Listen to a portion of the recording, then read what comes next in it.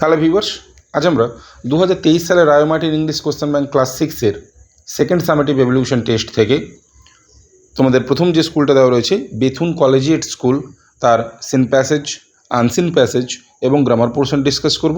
So viewers, তোমরা দেখো। First of all তোমাদের এখানে যে টেক্সট প্যাসেজটা দেওয়া রয়েছে সিন, এটা H.G. ওয়েলসের লেখা, অর্থাৎ হার্ভার্ড জর্জ ওয়েলসের লেখা the shop that never was থেকে নেওয়া হয়েছে। সো ভিউয়ার্স, আমি টেক্সট প্যাসেজটা পড়ছি, তোমরা একটু দেখো। ইট ওয়াজ এ লিটল ন্যারো শপ, অর্থাৎ এটা ছিল একটি ছোট্ট সংকীর্ণ দোকান। নট ভেরি ওয়েল লিট, অর্থাৎ যার ভেতরে পর্যাপ্ত পরিমাণে আলোও ছিল না। অন দ্য শপ কাউন্টার, অর্থাৎ দোকানের কাউন্টারে দেয়ার ওয়ার সেভারেল ক্রিস্টাল বলস, অনেকগুলি স্ফটিক বল রাখা ছিল। অন দ্য ফ্লোর, মেঝেতে দেয়ার ওয়ার ম্যাজিক মিরর্স, সেখানে জাদু আয়নাগুলি ছিল। One to draw you out long and thin, একটাই তোমাকে দেখা যাবে লম্বা এবং রোগা। And one to make you short and fat, এবং অন্যটিতে তোমাকে বেঁটে এবং মোটা দেখাবে। হোয়াইল উই ওয়ার লাফিং অ্যাট অল দিস, অর্থাৎ যখন আমরা এই সমস্ত জিনিসগুলো দেখে হাসছিলাম, দ্য শপম্যান অ্যাপিয়ার্ড, অর্থাৎ দোকানদার আবির্ভূত হলেন বা দোকানদার এলেন। How can I help you said he, অর্থাৎ তিনি এসেই বললেন, আমি আপনাদের জন্য কি সাহায্য করতে পারি বা আমি আপনাদের কিভাবে সাহায্য করতে পারি। I want to buy my little boy a few simple tricks, I said, আমি বললাম আমি আমার ছেলের জন্য কিছু সাধারণ জাদু খেলনা কিনে দিতে চাই।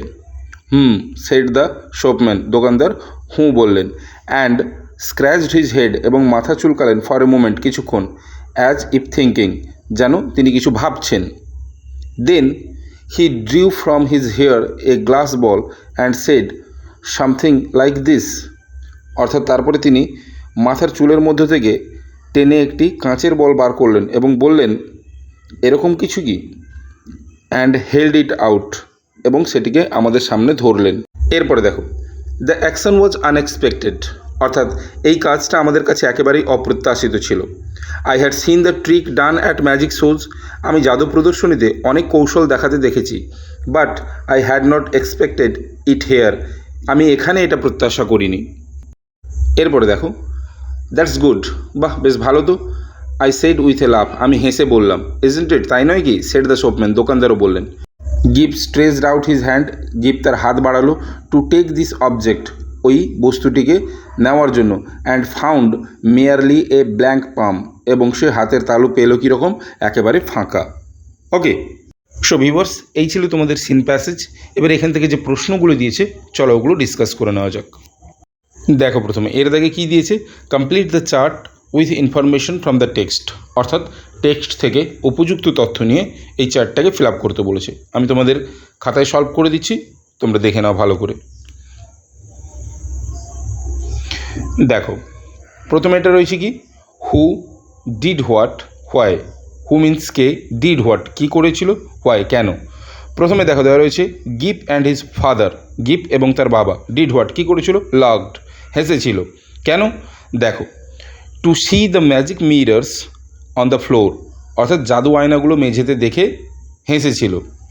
এরপরেটা দেখো কী দেওয়া রয়েছে, ডিড হোয়াট ওয়াজ সারপ্রাইজড, তাহলে কে সারপ্রাইজড হয়েছিল, অবাক হয়েছিল, গিপস ফাদার, গিপের বাবা। কেন হয়েছিল, because the shopman drew from his hair a glass ball that was unexpected for him, অর্থাৎ ওই যা দোকানদার তার মাথা থেকে একটি কাঁচের বল টেনে বার করেছিল, যেটা তার কাছে অর্থাৎ গিপের বাবার কাছে একেবারে অপ্রত্যাশিত ছিল।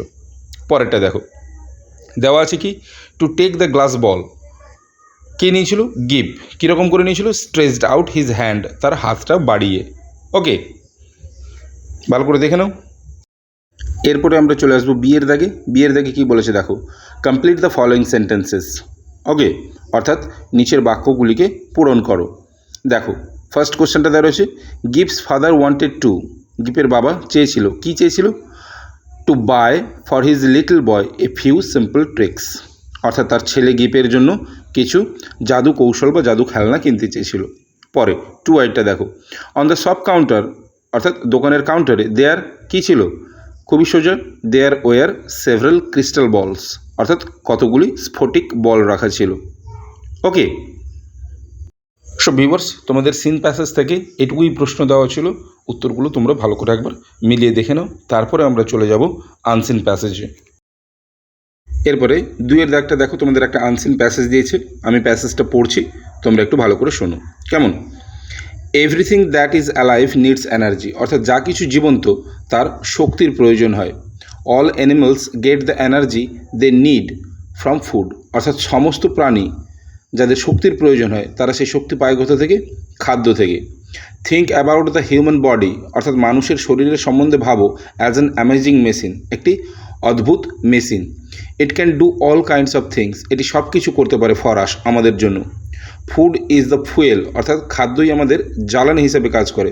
দ্যাট হেল্পস, যেটা সাহায্য করে keep an amazing machine running, অর্থাৎ এই অভূতপূর্ব মেশিনটিকে পরিচালনা করতে।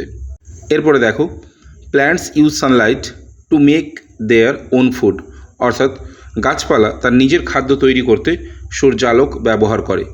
Animals are not able to do that, প্রাণীরা কিন্তু এটা করতে সক্ষম হয় না বা সমর্থ হয় না। এরপরে দেখো, সাম অ্যানিমালস ইট প্ল্যান্টস, কিছু কিছু প্রাণী শাকসবজি খায়। সাম অ্যানিমালস ইট আদার অ্যানিমালস অ্যাজ মিট, অপর কিছু প্রাণী রয়েছে যারা অন্য প্রাণীদেরকে খায় মাংস হিসেবে। সাম অ্যানিমালস লাইক পিপল, কিছু কিছু প্রাণী আছে যেমন মানুষ, ইট বোথ, খায় উভয় প্রকার জিনিস, প্ল্যান্টস অর্থাৎ শাকসবজি অ্যান্ড অ্যানিমালস এবং মাংস। এরপরে দেখো, since plants make their own food using Sunlight, অর্থাৎ সূর্যালোক ব্যবহার করে যেহেতু গাছপালা তার নিজের খাদ্য প্রস্তুত করে, দ্য সানস এনার্জি, অর্থাৎ সূর্যের এই শক্তি ইজ ফাউন্ড, পাওয়া যায় ইন প্ল্যান্টস, উদ্ভিদের মধ্যে। এরপরে দেখো, দ্য সানস এনার্জি অর্থাৎ সৌরশক্তি ইজ ভেরি স্ট্রং, হয় খুবই শক্তিশালী। It loses a lot of its strength, অর্থাৎ এটি তার বেশিরভাগ শক্তি হারিয়ে ফেলে by the time it goes into a plant, যখন এটি একটি উদ্ভিদের মধ্যে প্রবেশ করে। হোয়েন উই ইট প্ল্যান্টস, যখন আমরা গাছপালা বা শাকসবজি খাই, উই গেট, আমরা পাই more of the sun's energy, অধিক পরিমাণে সৌরশক্তি, then when we eat animals, অর্থাৎ প্রাণীকে খাওয়ার চাইতে বা প্রাণীর মাংস খাওয়ার চাইতে। দ্যাটস ওয়াই, এই কারণে ইট ইজ গুড, এটি খুব ভালো, টু ইট ফ্রুটস, ফল খাওয়া, অ্যান্ড ভেজিটেবলস, এবং শাকসবজি খাওয়া। এরপরে দেখো, লাইক এ কার, একটি কারের মতো বা গাড়ির মতো, that has to B filled with gasoline, যেটা গ্যাসোলিন কিংবা পেট্রোল দিয়ে পরিপূর্ণ রাখতে হয়। লিভিং থিংস, অর্থাৎ জীবন্ত প্রাণীদের ক্ষেত্রে বা সজীব প্রাণীদের ক্ষেত্রেও, have to it again and again, বারংবার খেতে হয়। ইনস্টিড অফ গ্যাসোলিন, গ্যাসোলিনের পরিবর্তে লিভিং থিংস, সজীব প্রাণীরা ইউজ ফুড, খাবারকে ব্যবহার করে অ্যাজ এ ফুয়েল, জ্বালানি হিসাবে। ওকে, সো ভিউয়ার্স, এই ছিল তোমাদের আনসিন প্যাসেজ। এবার এখান থেকে যে প্রশ্নগুলো দিয়েছে চলো ডিসকাস করে নেওয়া যাক। দেখো, 2-এর এতে কী করতে বলেছে? অ্যান্সার দ্য ফলোয়িং কোশ্চেন্স, অর্থাৎ নিচের প্রশ্নগুলির উত্তর দাও। ফার্স্ট কোশ্চেনটা কী আছে? Where do all animals and plants get their energy from, অর্থাৎ কোথা থেকে সকল প্রাণী এবং উদ্ভিদেরা তাদের শক্তি পায়। তাহলে কোথা থেকে পায়? এই লাইনটা দেখো, ফ্রম ফুড, খাওয়ার থেকে। তাহলে কী লিখবে অ্যান্সারটা? All animals and plants get their energy from food. Okay, এরপরে 2-এর কোশ্চেনটা দেখো, কি বলেছে? How do plants make food, কীভাবে গাছপালা তাদের খাদ্য তৈরি করে। তাহলে অ্যান্সারটা কী লিখব?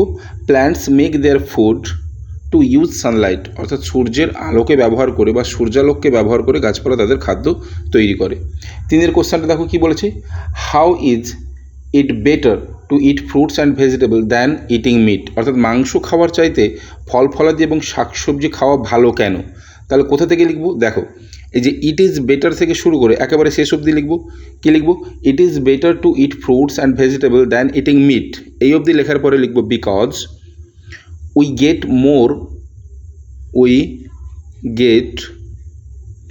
মোর অফ দ্য সানস এনার্জি, অর্থাৎ সূর্যের শক্তি বেশি পরিমাণে পাই। দ্য সানস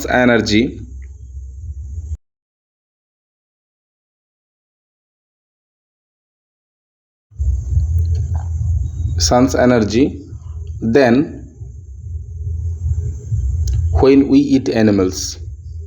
ওকে, তাহলে অ্যান্সারটা কী দাঁড়ালো? পুরো অ্যান্সারটা, it is better to eat fruits and vegetable than eating meat because we get more of the sun's energy than when we eat animals.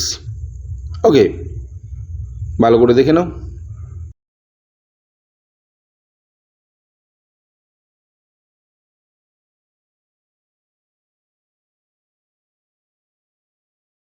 এরপরে চলে আসবো আমরা গ্রামার অ্যান্ড ভোকাবুলারিতে। দেখো 3-এর দাগে কী বলেছে, 3-এর এতে fill in the blanks with suitable articles, অর্থাৎ উপযুক্ত আর্টিকেল দিয়ে ফিল আপ করতে বলেছে। দেখো twice dash day, twice a day, on his way to and from school, little Charlie Bucket had to walk right past the gates of the factory.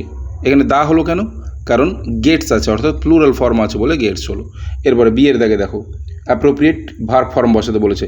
Every one in the class is না আর intelligent, is intelligent হবে কেন, কারণ every one আছে বলে।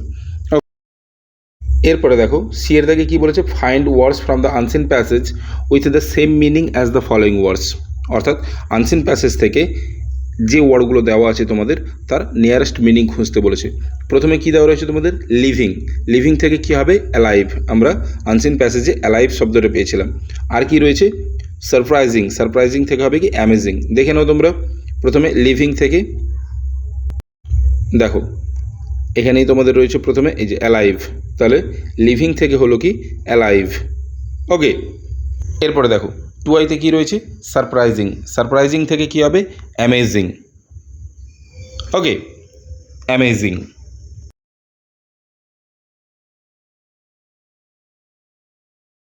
So viewers, এই ছিল তোমাদের 1 নম্বর school, যেটা বেথুন কলেজিয়েট স্কুল, তার সিন প্যাসেজ, আনসিন প্যাসেজ এবং গ্রামার পোর্শনের সম্পূর্ণ ভিডিও। যদি ভালো লেগে থাকে তাহলে লাইক করে দিও। এছাড়া তোমরা যারা আমার চ্যানেলে নতুন, অবশ্যই আমার চ্যানেলটিকে সাবস্ক্রাইব করে রাখো পরবর্তী সময়ে এরকম আরও ভিডিওগুলো পাওয়ার জন্য।